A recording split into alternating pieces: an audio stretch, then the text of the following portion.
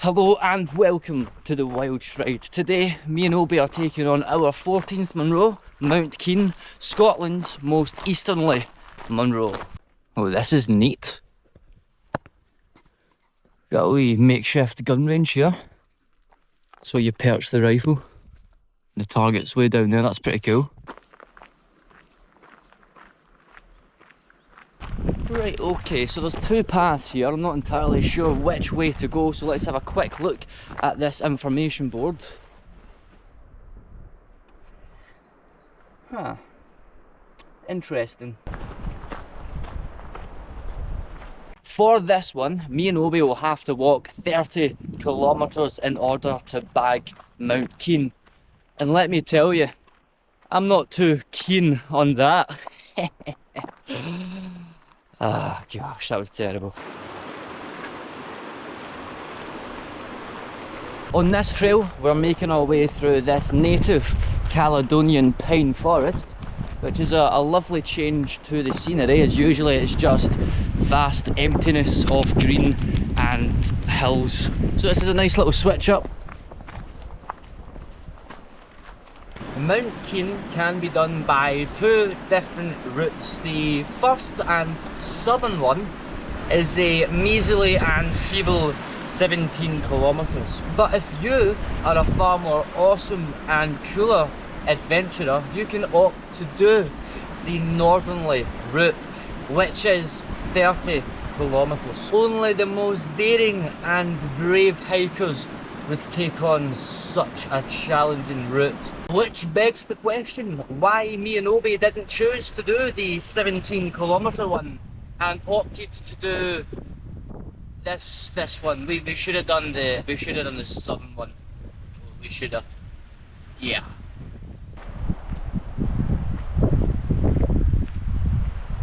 The forest trail leads exactly 12 kilometres from the car park to the foot of the Munro before you need to climb the remaining 3 kilometres to reach the tippity top of Mount Keane. Oh, and I'm loving how easy this one is to pronounce, Mount Keane. It rolls off the tongue. It's easy peasy. It's not like those other pesky Munros that I try to pronounce so well and completely butcher.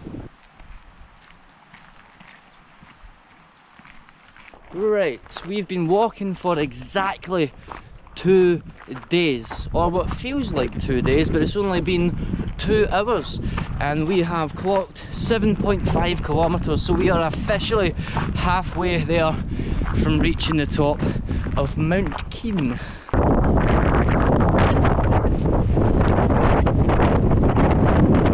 I never realised how windy it was until we left the forest. It was nice and sheltered in there.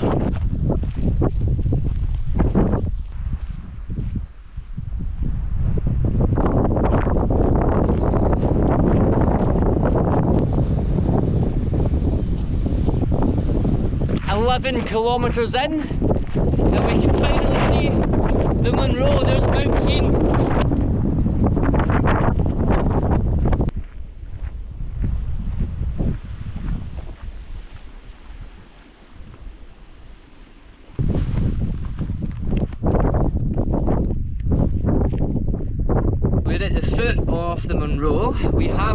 13.5 kilometres, a bit more than I thought it was going to be. But before we start climbing I need to refuel, so I've got some bits of Spanish chorizo.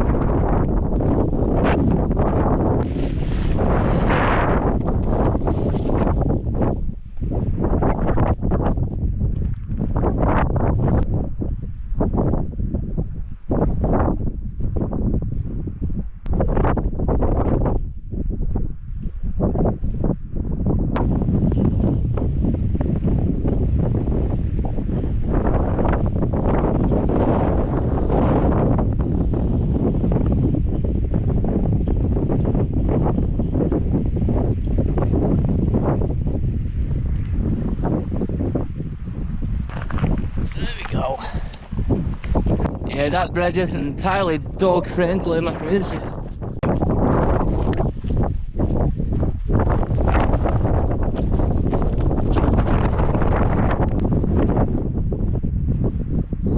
Let me tell you something, doing 13 kilometres before you even start climbing the Munro is quite sore in the old legs.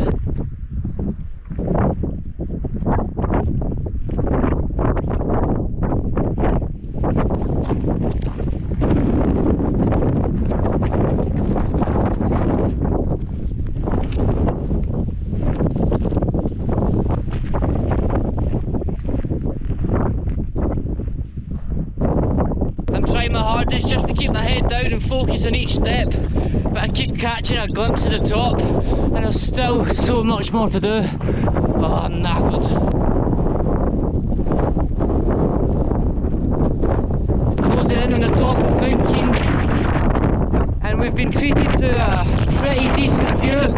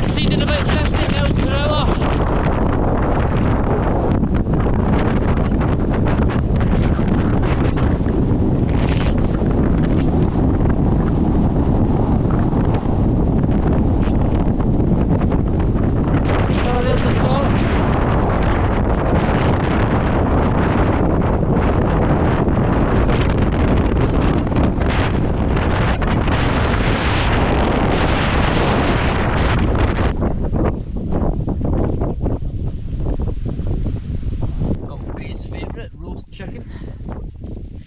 There you go, have it all. Got some Greek style chicken pasta.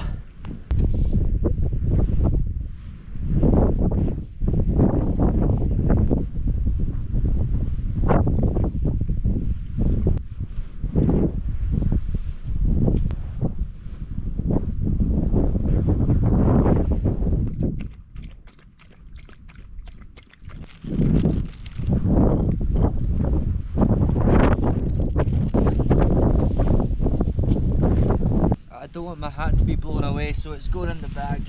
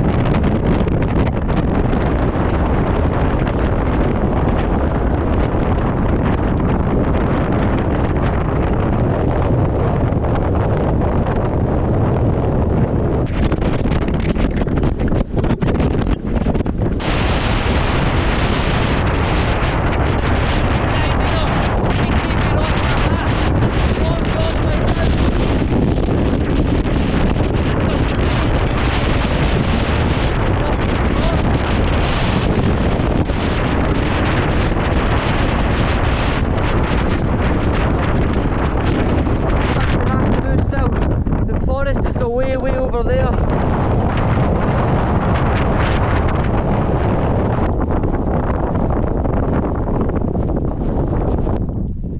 It was that windy I didn't bother filming the descent down. We're at the bottom now. Only thing left to do is hike 12 kilometres all the way back to the car. Obi doesn't really like that bridge very much, so we're going to cross here and get over to the other side that way.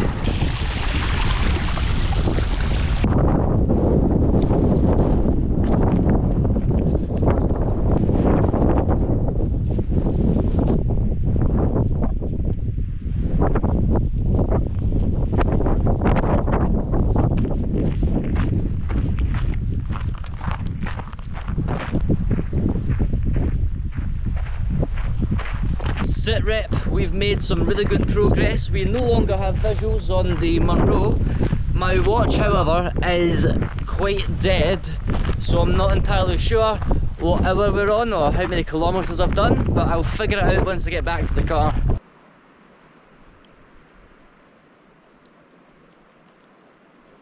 We've been making our way through the forest for quite a while now, and that's the halfway hut.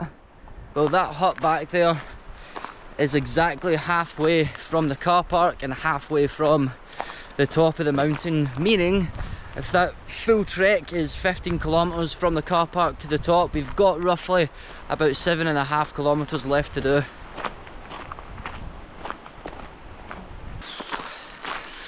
My legs are in Spain without the S, and I've got a 3-hour drive back home, and I don't have an automatic, so my clutch control is going to be absolutely abysmal.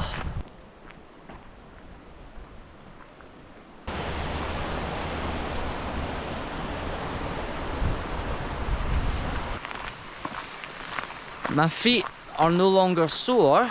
They've moved on to the next stage, which is complete numbness. And I'm no doctor, but I believe the stage after that, they fall off. It's still alive. I'm barely walking, but I can sense that we're nearing the end of the journey. Thank goodness.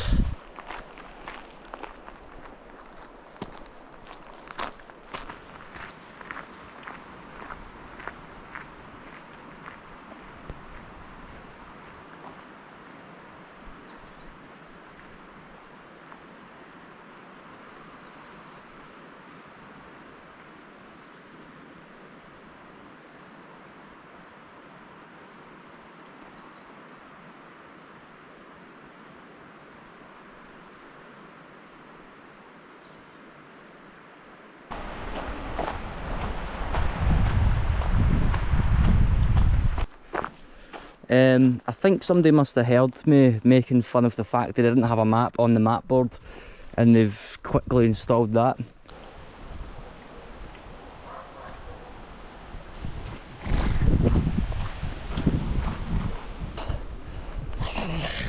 We have made it back to the car, and hopefully I don't fall asleep on the drive home. That's if I am able to drive, because I have zero sensation in my feet. It should be interesting. That's all for this one. Thank you so much for watching. If you enjoyed it, make sure to like and subscribe. I post new hikes and wild camps every Saturday. Until next time, this has been the Wild Stride.